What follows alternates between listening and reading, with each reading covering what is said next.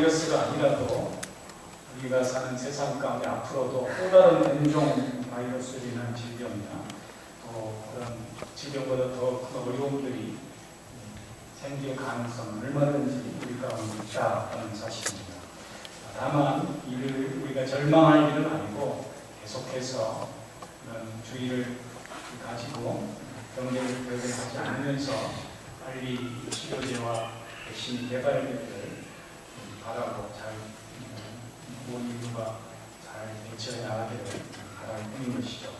그렇습니다. 우리가 코로나 바이러스가 아니라도 언제든지 이 시대는 더 불확실하고 불안한 우리들 일상을 잃어버릴 수 있는 그런 예측 불허의 시대를 살고 있다는 것입니다. 그래서 오늘도 우리는 사람을 믿어서도 안 되고 어떤 과학 문명을 믿어서도 안 되고 우리 인간의 힘을 의지하는 것이 아니라 하나님을 믿고 의지해야 될 줄 믿습니다.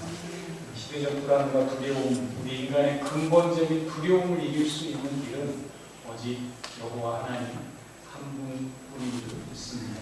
그분을 믿는 시대에 필요하다는 것이죠.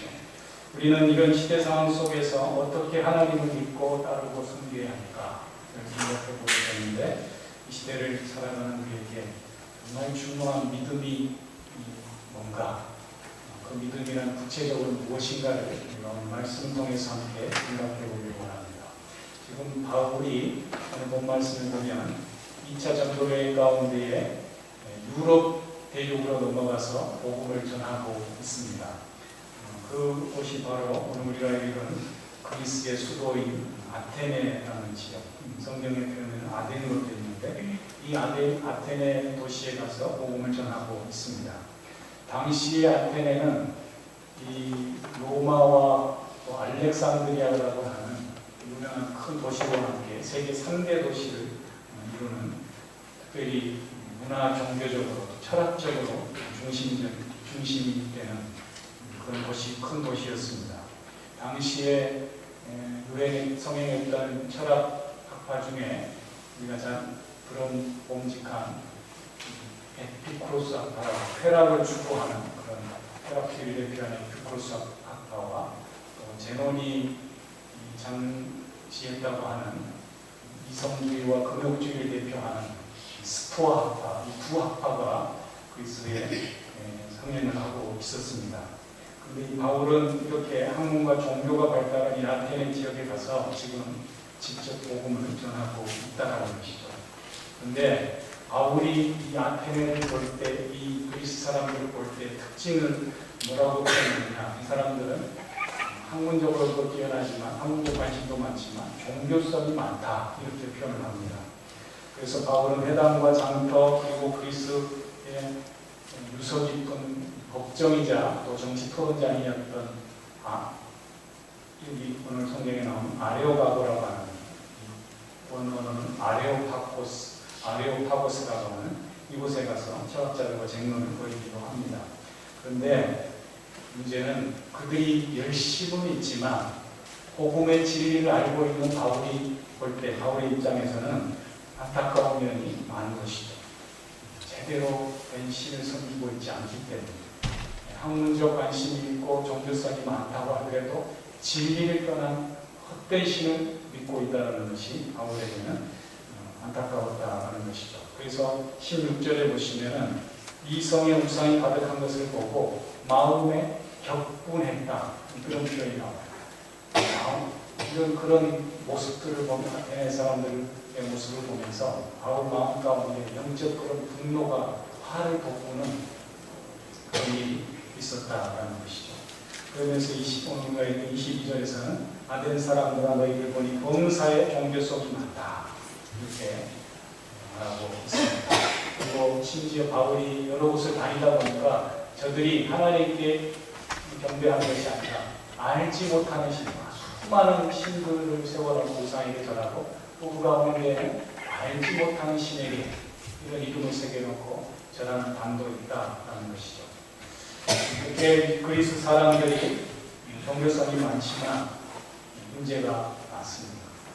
이 알지 못하는 신에게 절했다라는 말은 무슨 말이냐면, 당시에 이 사람들은 모든 질병을 비롯해서 세상의 평안이 신으로부터 오는데 혹시 우리가 다 헤아리지 못하고 알지 못하는 신을 제대로 섬기지 못해서 그렇게 경배하지 않아서 혹시 그 신이 우리에게 저주를 내리지 않을까, 또 질병을 허락하지 않을까, 그런 두려움을 가지고 알지 못하는 신에게 라고 써놓고 그 신의 노여움을 사지 않기 위해서 절을 했다고 합니다. 우리가 잘 아는 대로 그리스 로마 신화에도 수많은 신들이 나오잖아요. 그래서 그들이 수많은 신들을 숭배하면서 어떻게든 그들의 도움을 받기를 원했다라는 것이죠. 이렇게 볼 때에 그들이 종교성이 많은 건, 종교심이 특별한 건 우리가 알 수가 있는데, 중요한 것은 이 종교심이 많다는 것은 우리가 신앙생활 하는 데 있어서 긍정적인 측면도 있습니다. 왜냐하면 종교의 출발은 이 신에 대한 절대자에 대한 두려움으로부터 시작이 되는 것이거든요. 그래서 독일의 철학자 오토라는 철학자는 이것을 누미노제라는 그런 표현을, 신에 대해서 갖는 경외심, 외경심을 누미노제, 영어에는 누멘이라는 그런 표현이 여기서 온 것이거든요. 또 철학자 중에 슐라이르마허라는 철학자는 종교를 뭐라고 정의를 하느냐, 종교는, 신앙은 신에 대한 절대 의존 감정이다, 이런 표현을 합니다. 그것도 역시 마찬가지로 우리 인간이 가지고 있는 종교적 본성을 지적하고 있는 것이죠. 그래서 우리 안에 하나님 신을 향한 그런 경외심이 있다는 것은 좋은데, 문제는 그냥 무턱대고 아무나 믿어서는 안 된다는 것이죠. 인도에 가면 모든 것에 신의 이름이 다 붙어 있습니다. 그래서 그런 사상을, 우리가 믿는 하나님은 유일신 사상이지만 이런 모든 곳에 신이 있다라고 생각하는 것을 다신교 사상이라고 하고 범신론이라고도 이야기를 합니다. 일본에도 가면 수많은 신들이 있죠. 그래서 이런 사람들에게는 전도하기가 참 쉽지 않습니다. 모든 것이 다 신이 있다고 생각하고 또 모든 것이 다 그런 신의 섭리 가운데 왔다고 생각하기 때문에 그런 사람들을 상대로 복음을 전하고 유일한 신 여호와 하나님 아버지를 믿게 하는 것이 쉽지 않다라는 것이죠. 그렇습니다. 우리가 열심히만 믿으면 되는 것이 아니라 제대로 믿어야 합니다. 한번 따라해 보십시오. 열심히 믿는 것이 중요한 것이 아니고 제대로 믿어야 된다. 그렇습니다. 오늘 바울이 아덴 사람을 향해서 그렇게 외치고 있는 것이죠. 너희가 종교성이 많지만 신을 믿고 따르고 있지만 누구를 믿어야 하는지, 누가 참된 신인지를 너희가 알아야 된다라고 하면서 담대히 복음을 전하고 있습니다. 이 바울의 복음 설교가 오늘 이 시대를 살아가는 우리 모두에게도 필요한 생명의 말씀인 줄 믿습니다. 그래서 그 내용을 요약해 보면, 첫 번째는 만물의 창조주 되시는, 만물을 지으시고 만물을 주관하시는 그 하나님을 믿어야 된다는 것이죠. 그 하나님께서는 우리에게 생명과 호흡과 만물을 주시는 분이라고 오늘 본 말씀에 23절에서 25절까지 말씀해 주고 있습니다. 너희가 많은 신을 섬기지만 우주와 만물을 지으신 하나님은 어떤 전에 갖춰져 있지 않다. 그분은 우리에게 생명과 호흡과 만물을 친히 주신 이시다, 이렇게 고백하고 있다는 것이죠. 그렇습니다. 진정으로 우주 만물을 지으시고 인류를 주장하시고 만민에게 생명과 호흡을 주시는 분은 오직 여호와 하나님 한 분뿐인 줄 믿습니다. 이 그리스 사람들이 많은 신 앞에 가서 절하고 질병으로부터 지켜달라고 저들의 사회적 안녕을 구하고 복을 빌고 있지만 너희는 잘못 구하고 있다는 것이죠. 그 복을 누구에게 부여해야 되느냐? 오직 만물을 창조하시고 우리에게 생명을 주신 하나님께 기도해야 된다. 하나님께 빌어야 된다. 그분을 섬겨야 된다고 말씀하고 있는 것이죠. 그러면 한번 생각해 보세요. 어떤 한 청년이 얼굴도 잘생기고 공부도 잘하고 인품도 좋고 그래서 훌륭한 사람에게서 성공을 했어요. 모든 사람들이 그를 존경하고 좋아해요. 형편이 훌륭해요. 그런데 그 청년이 아버지를 몰라요. 또는 아버지를 인정하지 않아요. 나는 나의 아버지로 인정할 수 없습니다. 관계가 나쁘거나, 그러니까 진짜 자기 아버지를 모른다고. 그러면 그 인생이 정말 성공한 인생이죠. 그 인생이 정말 행복한 사람이라고 할 수 있을까? 우리가 생각해 보게 되는 것이죠. 그래서 우리가 창조주 하나님, 우리의 생명의 주관자 되신 하나님을 안다는 것은 매우 중요합니다. 여러분, 우리의 생명과 호흡과 만물을 주관하시고 그분을 믿고 그분께 우리의 삶을 맡기고 나아갈 때 이 불확실하고 불안한 세상 가운데서도 우리는 믿음의 확신을 가지고 평안 가운데 살아가게 될 줄 믿습니다. 제가 이 말씀 굉장히 좋아하는데, 목회를 하다 보니까 사람의 생명이 우리 마음대로 안 되잖아요. 그래서 어떨 때는 정말 이분은 병원에서 오랜만 동안 고생하시고 이제는 정말 가족들을 그만 고생시키고 이제 하나님 품에 안기셔도 된다. 그리고 기도를 그렇게 했는데 다시 살아나셔가지고 잘 사시는 분이 계세요. 아직까지 안 돌아가시는 분이 계세요. 근데 어떤 분은 정말 고쳐달라고 기도하고 함께하는 시간을 갖게 달라고 기도하는데도 하나님이 데려가시는 분이 있더라고요. 정말 우리의 생명은 하나님께 있는 것이지 우리의 바람에도 있지 않고 우리의 한절한 소원에도 있지 않고 그러더라는 것이죠. 근데 가만 보면 하나님 생명을 주관하시는 하나님께서 가장 선하신 방법으로 우리 인생을 인도하시기 때문에 걱정 안 해도 된다는 것. 그분께 맡기면 그분께 우리의 생명과 호흡이 있다는 것을 확신하면 두려워하지 않아도 불안해하지 않아도 우리의 생을 어떻게 마지막 정리할까 염려하지 않아도 됩니다. 왜요? 하나님께서 우리의 생명과 호흡을 붙잡고 계시기 때문에. 코로나가 창궐하고 몇십만 명이 죽어가도 여러분 너무 걱정하지 마세요. 불안해하지 마세요. 생명과 호흡은 오직 하나님께 있는 줄 믿습니다.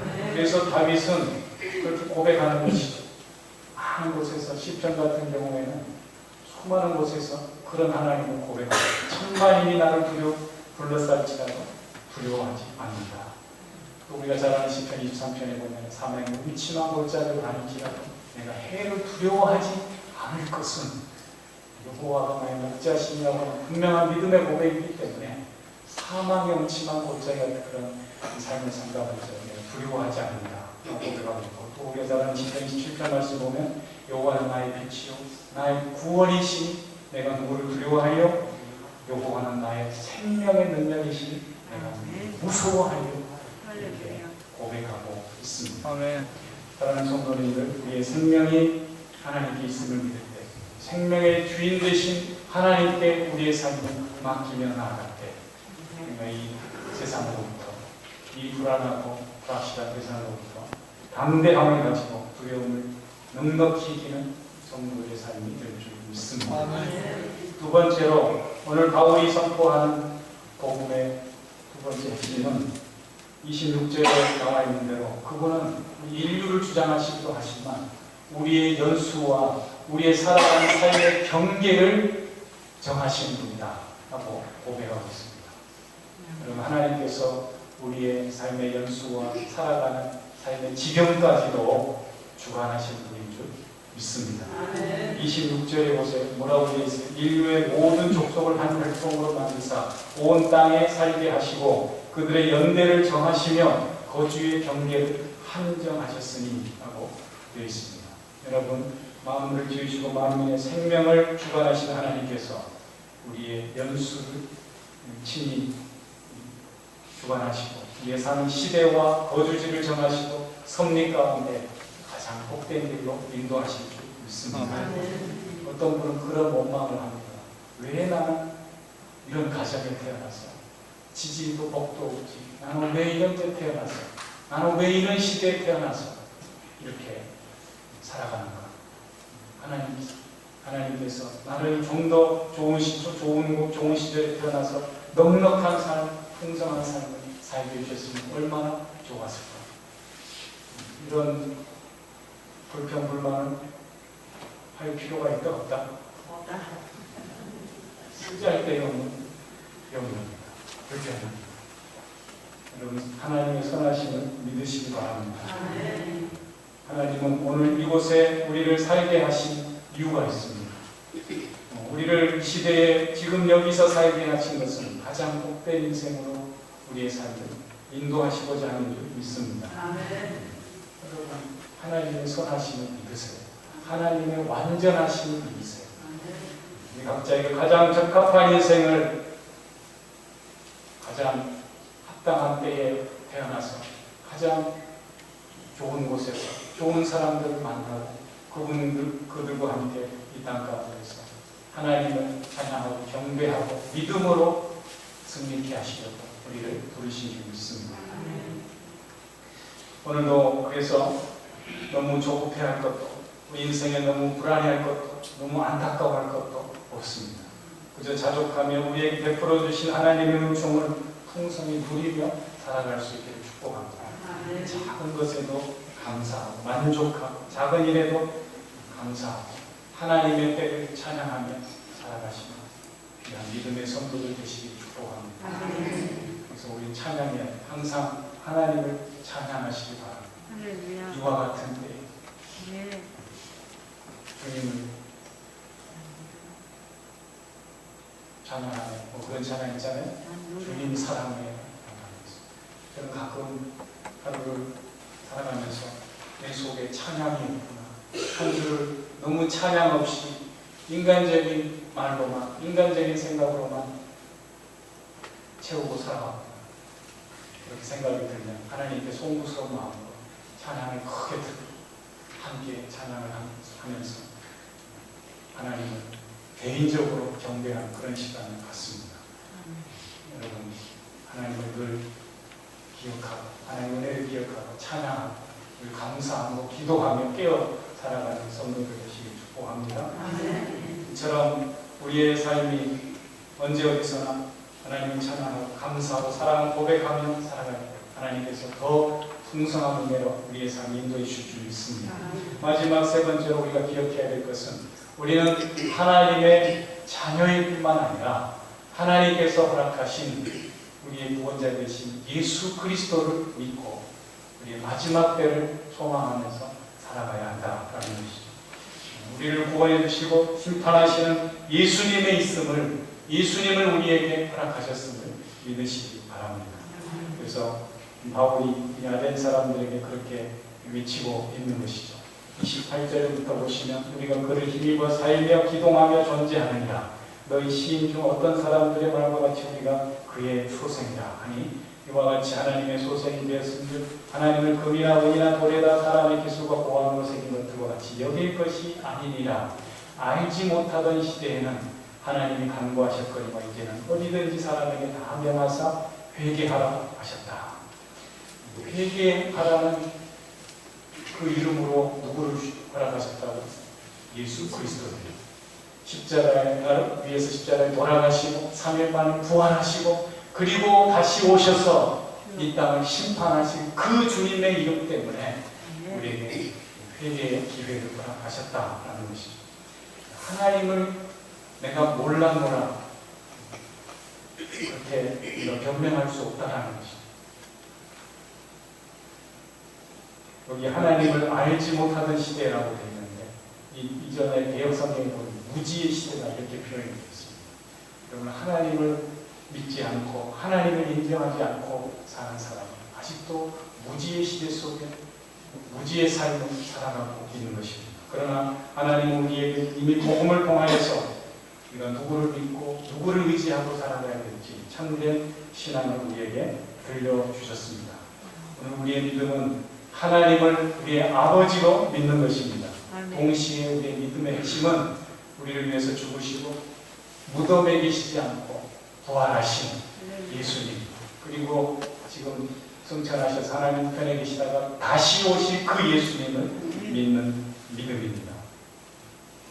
마지막 날 그분이 우리의 심판날, 심판으로 오실 것을 믿습니다. 우리가 믿는 우리의 구세주 예수님을 믿는 사람은 그래서 더 이상 심판날이 마지막 날이 두렵지가 않은 것이죠. 저는 늘 하나님 말씀을 의지하고 말씀대로 살아가게 있습니다. 우리 모든 성도들도 마찬가지죠. 말씀대로 순종하는 살아가기 원하죠. 그런데 가끔, 아주 가끔 미운 사람이 있어요. 다 사랑했으면 좋겠고 다 품어줬으면 좋겠는데 가끔 미운 사람이 있어요. 그럼 뭐라고 기도할까요? 하나님, 제가 잘못했습니다. 죽여주십시오. 이렇게까지 기도 못하고 하나님, 저 사람 좀 변화시켜 주십시오. 제발 좀 하나님의 사람으로, 참된 믿음의 사람으로 거듭나게 해주십시오. 그럼 그 사람이 변하면 우리가 복받는 건 아니겠습니까? 그런데 그럴 가능성이 안 보여요. 가끔 보면 어떤 사람. 그럼 뭐라고 기도할까요? 하나님, 오늘 이 말씀이 제게 위로가 되는 거예요. 그 사람이 강팍한 심령으로 하나님께 돌아서지 않는다 할지라도 하나님이 알아서 하신다고 생각하니까 위로가 되는 거예요. 내가 심판하지 않고 하나님이 마지막 날 우리의 행한 바를 다 하시고 심판하신다 생각하니까 위로가 되는 거죠. 여러분, 너무 사람과의 관계에 있어서 힘들어하지 마십시오. 하나님께 맡기십시오. 왜요? 하나님이 그를 변화시키든지 심판하시든지 하신 일이기 때문에 너무 우리가 속들지 않아도 됩니다. 사랑하는 성도님들, 우리의 생을 주관하시고 마지막 날까지도 우리에게 가장 좋은 것으로 베푸실 그 하나님을 기대하면서 오늘도 그 믿음을 가지고 평안함과 위로와 소망 가운데 살아갈 수 있기를 축복합니다. 맡기면 평안해집니다. 맡기면 그분의 위로가, 그분의 주시는 참된 위로와 기쁨이 우리의 삶을 지배하게 될 줄 믿습니다. 오늘 바울이 들려준 이 귀한 복음의 전도 말씀을 기억하십시오. 하나님이 우리의 생명과 호흡의 주인 되십니다. 그리고 우리의 연수와 머무는 삶의 지경까지도 주관하시는 그 하나님을 신뢰하시기 바랍니다. 무엇보다도 우리의 구원자 되시고 심판주 되시는 예수님만 믿고 의지하며 살아갈 때 이 무지의 시대, 불안의 시대, 불확실한 시대 속에서도 주님이 주시는 참된 평안과 위로와 안식과 기쁨을 가지고 날마다 승리하는 주의 자녀들이 될 줄 믿습니다. 그런 은혜가 우리 모두에게 함께하기를 주의 이름으로 축원합니다. 기도하겠습니다. 하나님 아버지,